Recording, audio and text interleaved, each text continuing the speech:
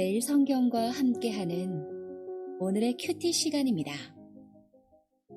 11월 6일 오늘의 말씀은 에스라 5장 1절에서 17절입니다.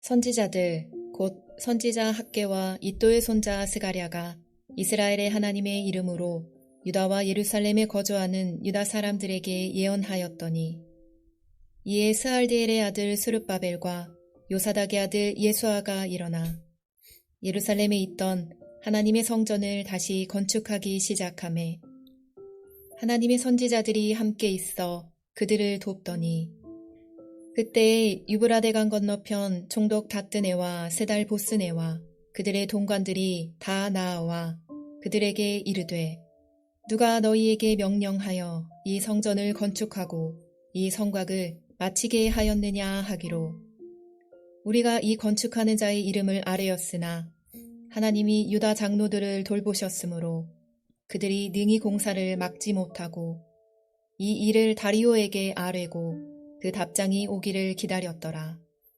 유브라데강 건너편 총독 다뜨네와 스달 보스네와 그들의 동관인 유브라데강 건너편 아바삭 사람이 다리오 왕에게 올린 글의 초보는 이러하니라.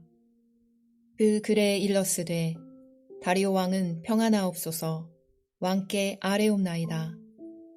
우리가 유다 도에 가서 지극히 크신 하나님의 성전에 나아가 본즉 성전을 큰 돌로 세우며 벽에 나무를 얹고 부지런히 일함으로 공사가 그 손에서 형통하옵기에 우리가 그 장로들에게 물어보기를 누가 너희에게 명령하여 이 성전을 건축하고 이 성곽을 마치라고 하였느냐 하고 우리가 또 그 우두머리들의 이름을 적어 왕에게 아뢰고자 하여 그들의 이름을 물은즉 그들이 우리에게 대답하여 이르기를 우리는 천지의 하나님의 종이라 예전에 건축되었던 성전을 우리가 다시 건축하노라.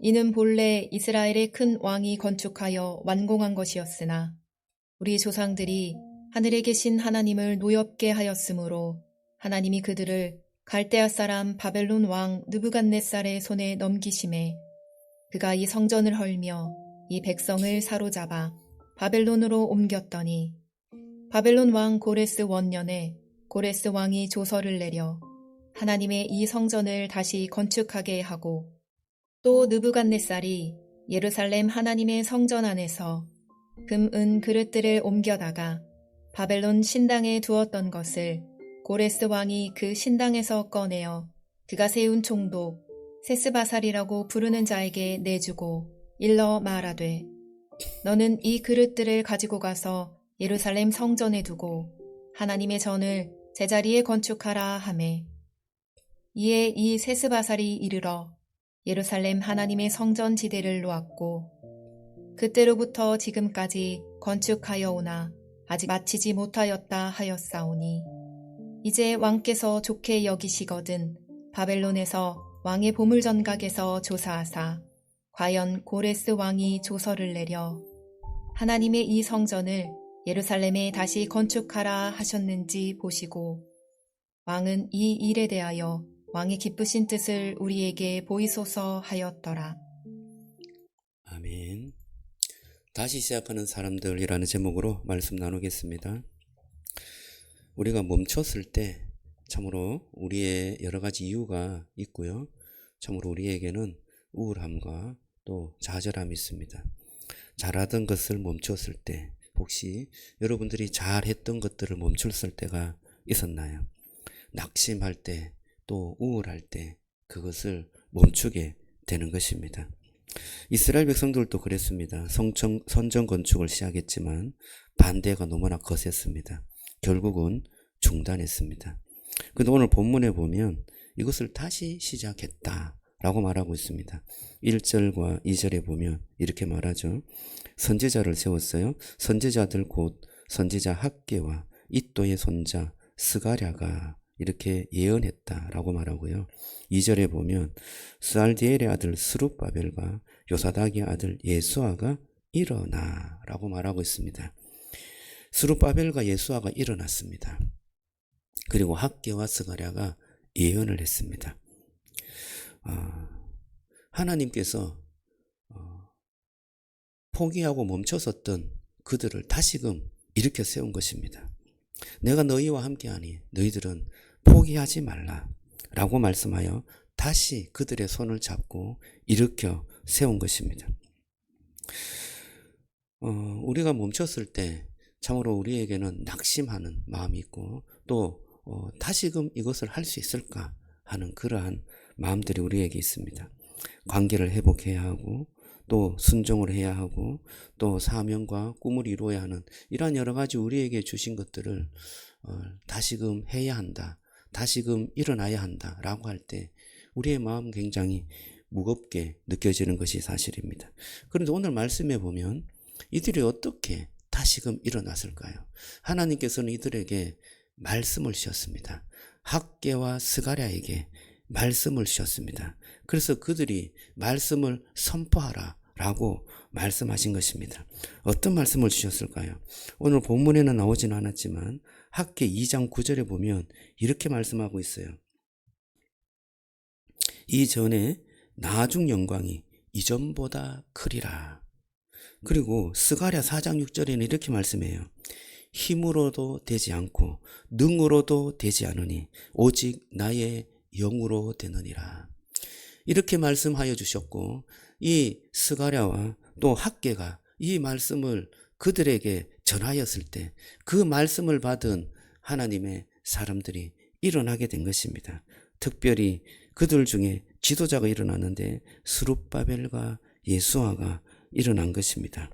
그 스룹바벨과 예수아는 하나님의 말씀을 신뢰하고 그 말씀이 그 마음을 감동하여서 멈추었던 성전을 다시 건축하게 된 것입니다.